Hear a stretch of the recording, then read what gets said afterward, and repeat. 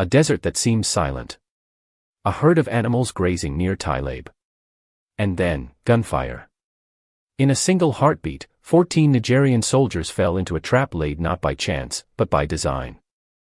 It was never about the animals. It was about sovereignty. Niger, a country often ignored on the world stage, now stands at the center of a hidden war.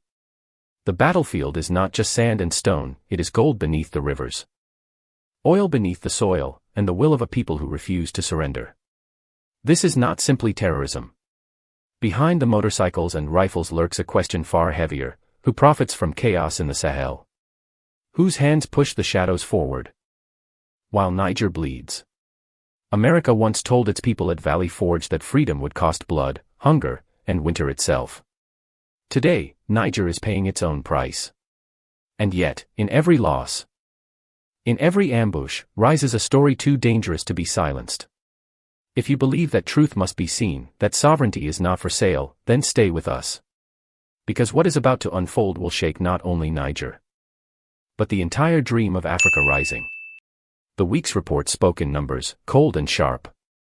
Operation Maho, 14 soldiers lost, 3 suspects arrested. Operation NIA, 1 terrorist neutralized. 74 stolen cattle returned to their owners, radios and motorcycles seized. At Tabarakat, gold miners nearly plunged into chaos until the defense and security forces stepped in. In Agadim, smugglers at the Mek oil base were caught with phones, foreign currency, and links to a wider criminal web. In Tahua, a gaping hole beside the pipeline was discovered before it could bleed the nation dry. 16 arrests in total. Weapons seized. Families fed. These are the headlines. But behind the sterile lines lies a war of survival, and the real story is only beginning. They thought it was just another patrol.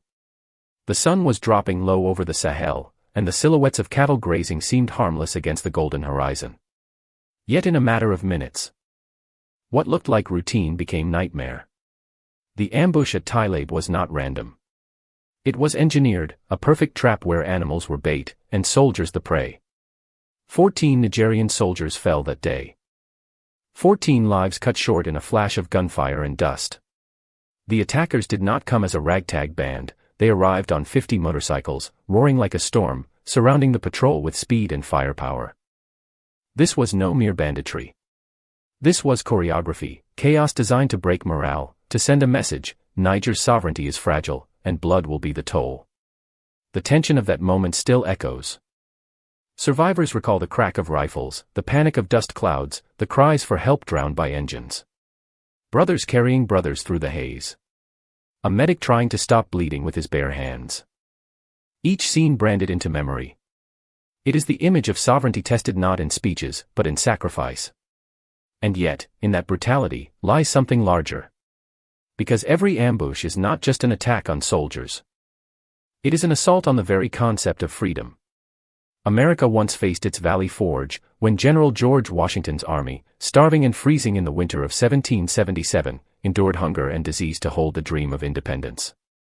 Valley Forge became more than a place, it became proof that liberty demanded pain, and that survival itself was victory. For Niger, Tilabé may be its Valley Forge. The loss of 14 may seem unbearable.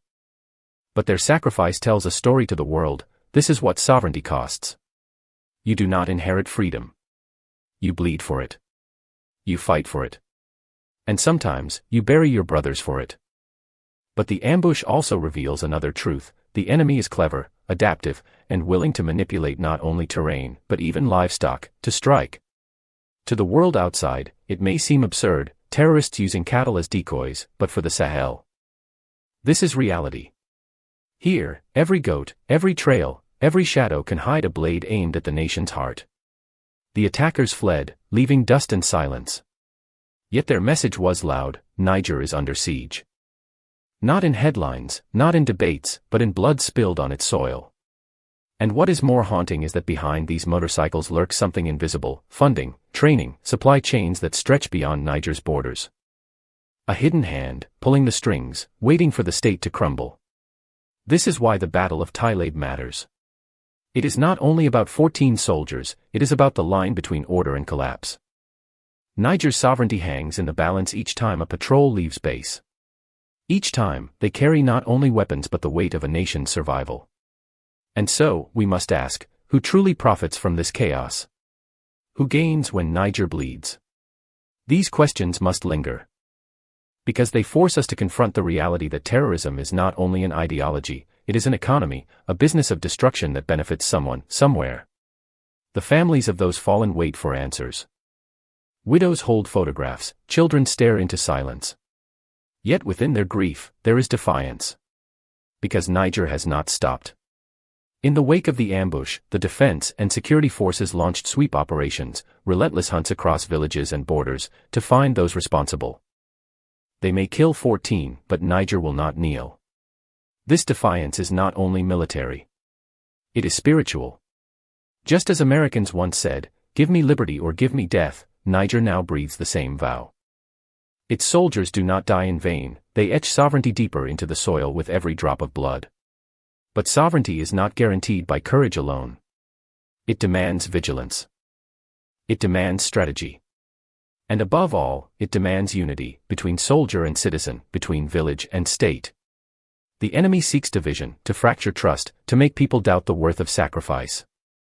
That is why we must tell this story. Because silence would be surrender, and surrender is the one thing Niger cannot afford. If you are watching this, understand, Tilabé is not far away. Its echoes reach across Africa. Because if sovereignty can be stolen in Niger, it can be stolen anywhere. And if Niger can rise again, bleeding but unbroken, then Africa rising is not just a dream, it is a destiny. So I ask you, what does this sacrifice mean to you? 14 lives, 14 voices silenced. Do they speak to you of tragedy, or do they remind you of the price of sovereignty? Share your thoughts below. Because remembering them is more than an act of mourning, it is an act of defiance. They call it Operation NIA, but it was more than a military sweep. It was a reminder that sovereignty is not only defended with bullets, it is nourished with trust. The patrol moved into the Harboujie zone near Kokorou expecting little more than a skirmish. But instead they uncovered an active cell. A terrorist was neutralized, radios and motorcycles seized, 74 head of cattle returned to rightful owners. On the surface, it looked like success measured in numbers. Yet the true climax came not in combat, but in the days that followed. For 3 days, Niger's soldiers stayed in the village of Diblou. They were not patrolling with rifles pointed outward, they were listening, treating wounds, distributing food. Children who had only known soldiers as uniforms of war suddenly saw them as hands that healed. Mothers who feared the boots of authority saw them carrying sacks of grain. Trust, fragile and rare in times of conflict, began to bloom. There was a firefight, of course. Gunshots in the fields. A chase through dust, a Motorola radio captured from a lookout. That was the story the headlines loved, quick, sharp, victorious. But the real story lay under a tree, where a soldier trained as a medic knelt beside an elder, checking his pulse, while another poured clean water for children with fevers. No cameras recorded it, yet this scene may matter more than any captured rifle. Because in that moment, sovereignty was not an abstraction, it was care. America, too, has witnessed times when soldiers were more than warriors. In 2005, Hurricane Katrina drowned New Orleans in chaos. It was not Congress or the president who comforted families on rooftops, it was the soldier in a helicopter lowering a rope, the guardsman carrying a grandmother through the flood. In crisis, the line between army and people dissolved. The soldier became kin. That is what Operation NIA represents. Terrorists were defeated, yes, but more importantly, the bond between Niger's army and its people thickened beyond fear. And this bond is perhaps the most dangerous weapon against extremism. An army that is trusted cannot be infiltrated. A village that feels protected will not shelter those who prey upon it. This is the sovereignty Africa Rising demands, not sovereignty as ink on a constitution, but sovereignty as a living relationship between those who fight and those who endure. Without it, rifles are useless. With it, even silence becomes resistance. Picture the soldiers carrying food into Diblou, dust on their boots, sweat on their faces, determination in their eyes. They were not only guarding borders, they were stitching the wounds of a nation's spirit. In the end, what defeats terror is not firepower alone, it is legitimacy. Extremists thrive on alienation. on the belief that the state has abandoned its people. But when the state arrives with medicine and food as well as weapons, the narrative collapses. The people see that sovereignty does not belong to elites, it belongs to them. And sovereignty that belongs to the people cannot be stolen. Yet this truth is lived with risk. Every truck carrying grain is also a target. Every clinic under a tree could be tomorrow's ambush site. To serve the people, soldiers must expose themselves. To win loyalty, they must risk death. It is a fragile exchange, and that fragility is exactly what makes it heroic. One villager said. Before, we only saw soldiers when there was trouble. Now, we see them when we are sick, when we are hungry. Maybe the state has not forgotten us. Those words matter more than statistics. They prove that sovereignty has roots in the human heart. America once struggled with the same divide. Soldiers returning from Vietnam faced scorn, not gratitude. Yet in moments like 9/11, when firefighters, police, and soldiers became symbols of resilience, that divide healed. Sovereignty in America was never about policy papers, it was about whether citizens believed their protectors stood with them. Niger now faces that same test. The lesson is clear: a state survives not only by repelling enemies but by embracing its own. When sovereignty feels like care, not control, it becomes unbreakable. That is why the story of Operation NIA is not only about one terrorist neutralized or cattle returned. It is about a village where children saw soldiers smile, about mothers who no longer trembled at the sound of boots. About sovereignty rediscovered in the bond between protector and protected. And that bond is what no ambush, no pipeline sabotage, no foreign hand can destroy. Can a nation truly hold its sovereignty without the trust of its people? If sovereignty is only defended at gunpoint, is it real? Share your thoughts below. Because the story of Niger is not only theirs, it is a mirror for all of us. They tried to dig a hole in the earth. At first glance, it sounds simple, almost laughable, until you realize what that hole meant. Near the village of Ya in Tahua, extremists burrowed into the soil like termites, aiming straight for the lifeline of the nation, the Niger-Benin pipeline. It was 4 a.m. when the defense and security forces found it. A suspicious excavation, deep and deliberate. Dug with patience and intent. Had it gone unnoticed, millions of barrels of oil, Niger's hope for revenue, jobs, and development, could have gone up in flames. The sabotage was prevented. The hole was filled. But the message was clear: the enemy no longer targeted soldiers alone. They were aiming for the economic veins of the nation. In the dark of Operation Chara, soldiers swept their flashlights over disturbed earth, discovering the sabotage before it became catastrophe. 7 suspects were arrested, their tracks leading across a border. Proof that terror is not local but transnational. At the Mek oil base, 2 men tried to slip past security. Hidden inside their vehicle were 3 Android phones, a Thurea satellite phone, and bundles of cash, CFA, Chadian francs, Libyan dinars. On the surface, it looked like smuggling. But the devices revealed another story: photos and videos of AK-47s, proof of links to Musa Konai's criminal network stretching far beyond Niger. Oil was not just a resource, it was bait, currency, leverage. These were not random crimes. They were strategic blows at sovereignty itself. In today's world, the surest way to topple a state is not always through its army but through its economy. Break the pipeline, choke the revenue, force the government into desperation. Terrorists understand this. Foreign backers understand it even better. America understood it in 1977. When the Trans-Alaska Pipeline became a lifeline through frozen wilderness. If saboteurs had destroyed it, chaos and collapse would have followed. The U.S. guarded it fiercely, knowing sovereignty depended on keeping that artery intact. Niger faces the same test. But Niger's fight is harder. The Trans-Alaska Pipeline never had to survive against motorcycle raiders and foreign-funded gangs crossing deserts with radios and satellite phones. Niger's pipeline does. And that makes every kilometer of steel not just infrastructure, but a battlefield. The soldiers at Ya filled the hole. The guards at Mek arrested the smugglers. Yet these victories are fragile. The question lingers: how many other holes are being dug right now? How many other trucks are carrying cash and weapons under the moonlight? This is why sovereignty is not abstract. It is tangible, measured in oil barrels that reach Benin instead of burning to ash. It is measured in whether schools and hospitals can be built from resource revenue instead of foreign loans. It is measured in whether Niger can look at its own wealth and declare, "This is ours." Here lies the true battle of Africa rising. For centuries, Africa's resources have been pipelines feeding others, colonial empires, corporations, distant capitals. Niger's defense of its pipeline is not merely economic, it is revolutionary. It is the declaration, we will no longer be the fuel for others' engines. We will light our own lamps.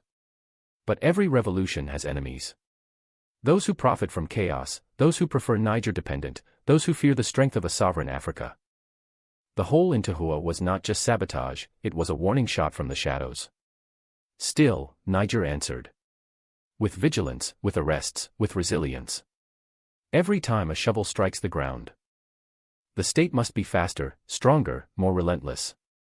Because sovereignty is not won in speeches. It is guarded in the soil, in the steel, in the silence of a pipeline that keeps flowing. Sovereignty today is not only about flags and borders. It is about who controls the oil, the gold, the lifelines of the people. If Niger loses its pipeline, it loses more than fuel, it loses independence. So when you see soldiers filling a hole in the ground, do you see mere dirt, or the defense of a nation's future? When smugglers are arrested at Mek, do you see a police report? Or do you see proof that sovereignty is always under siege? Share your thoughts below. Niger's fight is not only its own. It is Africa's. And Africa rising cannot stand on dreams alone, it must stand on pipelines. On veins of gold, on the unyielding defense of sovereignty itself. They told the nation it was bandits. They told the widows it was extremists on motorcycles. But the evidence spoke louder than the press release. The footprints at Ya did not vanish into the desert, they crossed the border. The cash found at Mek was not only CFA francs, but Chadian bills and Libyan dinars. The radios were not cheap handsets bought in markets, they were military-grade, linked to networks beyond Niger's soil. This is the twist no one wanted to admit, Niger is not simply fighting terrorists. It is standing in the middle of a proxy war. For years, whispers have haunted the Sahel, that weapons come not from villages but from convoys that slip across borders at night. That training camps exist not only in dunes but in territories protected by friends of convenience, that chaos itself is currency in the game of geopolitics. Now, the arrests and seizures are peeling away the mask. The enemy is not only men on motorcycles. It is the system that arms them, funds them, and then steps back to watch the desert burn. And here lies the unbearable tension. How do you fight shadows that do not wear uniforms? How do you point your rifle at a supply chain that runs through 3 countries? Backed quietly by foreign interests who profit from instability. Every ambush becomes more than a clash, it becomes evidence of fingerprints smudged by distance but not erased. America once faced its Cold War proxy battles in Vietnam, Afghanistan, Latin America, where enemies were not just rebels, but states hidden behind rebels. Niger now faces the same dilemma. To admit the truth is to admit that its fight is not confined to borders. To admit the truth is to accept that sovereignty is threatened not only by guns, but by geopolitics. This realization is terrifying and liberating. Because once you see the hidden war, you can no longer pretend it is only about cattle raids or stolen motorcycles. You understand that every hole dug under a pipeline is part of a larger map. That every bullet fired in Tilabé echoes in foreign boardrooms. That every seizure of Libyan dinars ties Niger's suffering to global markets of crime and power. The twist is simple, Niger is not the endgame. Niger is the battlefield. And those who believe the Sahel is expendable must learn that Africa is no longer willing to be someone else's chessboard. This is why the story cannot end with numbers. It must end with clarity. The widows deserve to know their husbands did not die in vain. The children deserve to know their fathers were not killed by faceless bandits, but by the machinery of those who fear a sovereign Africa. The real question is not whether Niger can survive. It is whether Niger can expose the hands that tried to bury it in silence. If sovereignty means anything, it must mean this: to name the shadows.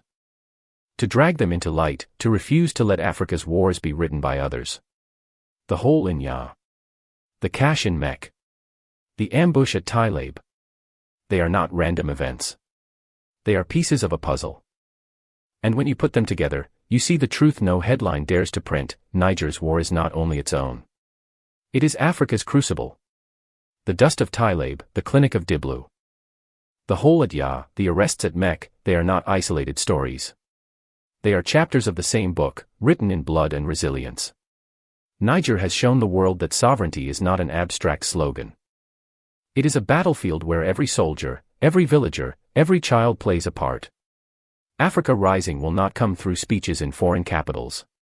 It will come through nights of vigilance. Through mothers who refuse to surrender, through armies who serve not only with rifles but with open hands. This is the promise of Niger, and the warning to those who still think the Sahel can be broken. But promises must be defended. And they cannot be defended alone. That is why Mali, Burkina Faso, and Niger, the three stars of the Sahel, stand together. Their sovereignty is tied. Their futures bound, their sacrifices shared. If this story touched you, do not let it fade. Like, comment, and subscribe. Share it so that others know the truth hidden behind the headlines. Together, we carry the fire forward. Together, we prove that sovereignty is not just defended, it is lived. Africa is rising. And Niger is its heartbeat.